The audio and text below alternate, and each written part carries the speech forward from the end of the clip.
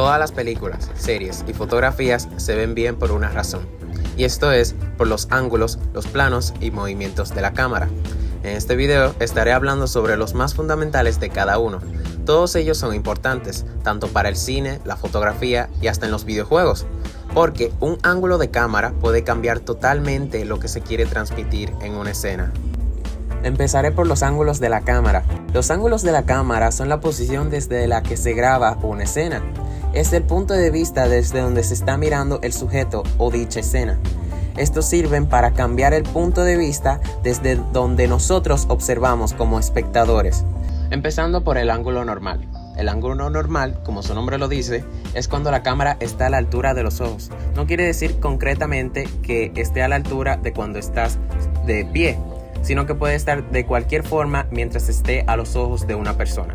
Estos ángulos pueden transmitir una sensación de naturalidad y hace que el espectador se sienta dentro de la escena. Ahora, siguiendo con el ángulo picado. En este, la cámara está por encima del sujeto, mirando hacia abajo. Esto puede hacer que el sujeto se vea vulnerable o solo puede servir para mostrar el entorno o lo que está haciendo el sujeto. El ángulo contrapicado. Este es el opuesto del ángulo picado. En vez de estar por encima del sujeto mirando hacia abajo, en este la cámara está por debajo del sujeto y mirando hacia arriba. Esto puede hacer que el sujeto se vea poderoso o puede exagerar su tamaño, y es comúnmente usado en héroes o villanos. El ángulo cenital. En este la cámara está posicionada totalmente desde arriba, mirando hacia abajo. Da una sensación de control o lejanía, como si alguien estuviera observando desde arriba. Y por último, el ángulo nadir, que es el opuesto del ángulo cenital. Aquí la cámara está totalmente desde abajo, apuntando hacia arriba. Esto puede hacer que el sujeto se vea imponente y puede generar incomodidad por lo poco usado que es. Y ahora, siguiendo con el siguiente tema, los planos de la cámara. Los planos de la cámara son la forma en que tanto se muestra el sujeto o su entorno dentro de la imagen. Sirven para guiar la atención y mediante esto controlan la información que se le da al espectador o a nosotros como espectadores. Pueden contar hasta una historia solamente con los planos de la cámara. Estos determinan lo importante en una escena. Iniciando con el gran plano general. Este se usa para mostrar el entorno y el personaje no es lo importante. Incluso puede no estar en la escena. Sirve para comunicar dónde está pasando la escena o simplemente para mostrar la belleza del entorno. Siguiendo con el plano general, que es muy parecido al gran plano general, pero este a diferencia es más cerrado. Todavía se muestra el entorno o el escenario, pero aquí los personajes sí son visibles e identificables.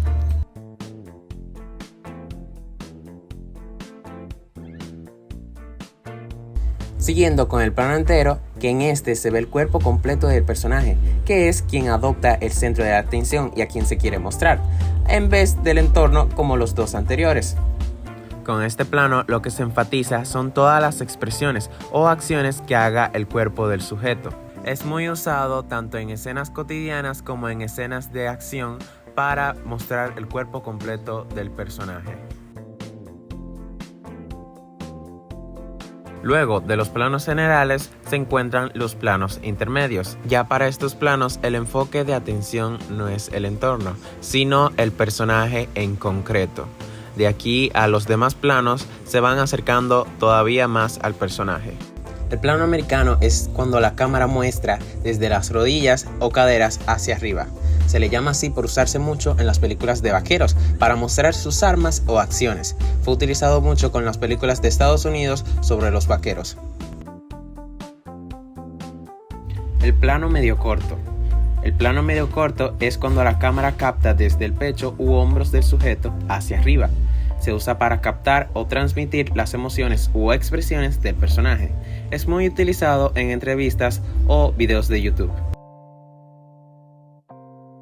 Luego de estos planos intermedios siguen los primeros planos, que son aún más cerca al rostro del personaje. Primer plano. En el primer plano solo se muestra el rostro, usado para enfatizar o remarcar lo que está sintiendo el personaje, las expresiones o emociones que quiere transmitir al espectador. Luego está el primerísimo plano. Este plano es aún más cerca que el anterior. Solo se muestra el rostro del sujeto lo más cerrado posible. Es un plano muy intenso, por lo que se usa para generar tensiones o dramatismo al espectador. Y por último, el plano detalle. A diferencia de los demás, en los planos de detalle ya no solo se centran en el personaje en sí, sino que puede mostrar un objeto o una parte específica de cerca. Este plano enfatiza lo importante, lo que debe ver el espectador.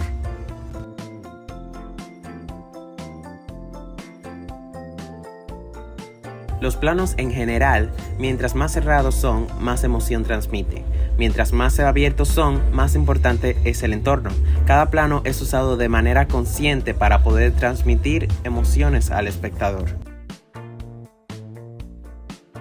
Y ahora con los movimientos de cámara. Los movimientos de cámara son los desplazamientos o cambios que realiza la cámara durante la grabación, ya sea girándose, moviéndose o ajustando el lente. Generan el dinamismo o sensaciones en las escenas, le añaden el ritmo y pueden hacer que el espectador se sienta dentro de la escena. Los movimientos de cámara se dividen en paneos, traveling y movimientos de lentes. En los paneos está el paneo horizontal. El paneo horizontal es donde la cámara gira, valga la redundancia, horizontalmente, sobre su propio eje a izquierda o derecha. O sea, la cámara no se mueve de su lugar. Estos paneos horizontales sirven para mostrar el entorno, seguir a un sujeto o para descubrir la información poco a poco. Es como si giraras la cabeza para ver alrededor sin moverte. Luego está el tilt.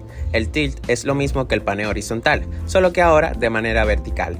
La cámara gira hacia arriba o hacia abajo sin moverse de su lugar. Sirve para mostrar la altura de las cosas, revelar algo progresivamente o dar énfasis a un objeto o persona. Y con el último de los paneos, el giro 360. En el giro 360 la cámara da una vuelta completa sobre su propio eje. Es un recurso dinámico que puede generar tensión o emoción por lo poco común que es. Ahora terminamos con los paneos. Siguen los traveling. A diferencia de los paneos, aquí la cámara ya se mueve, no solo gira sobre su propio eje. Entre ellos está el traveling lateral. El traveling lateral es cuando la cámara se mueve con el sujeto, a izquierda o derecha.